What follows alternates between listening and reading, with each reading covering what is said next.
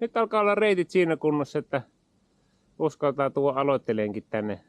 No niin, tuli sitten aamupäivän tietokoneella istumisen jälkeen niin taas huoltohommia. Ja nyt alkaa reitit olla niinku iskussa, eli ollaan saatu poletettua niin, että se kantaa koko baanan leveydeltä.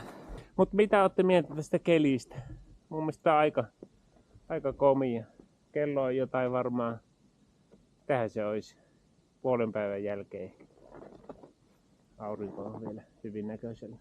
Nyt alkaa olla reitit siinä kunnossa, että uskaltaa tuo aloittelijankin tänne poluille. Meillä on viikonloppuna nyt jokamiehen safarit. Siellä on lauantaina 10 lähtee, ensimmäinen lähtee, sitten on illalla Kuutamon safari. 6 taisi se lähtee. Näitä samoja polkuja vedetään sekä auringon että kuun valossa. Niin saattaa olla kirpeä pakkassää, mutta niin kuin näet, niin mullakin niin takki auki pystyy tauolla olemaan, kun on oikeat varustukset. Varsinkin kengät on tosi tärkeitä, että ne on lämpimät. Sitten hanskat saa olla tosi lämpimät. Ja vähän tuupihuivia, jonka voit sitten nostaa tuohon vähän leuvan tai nenän päälle asti.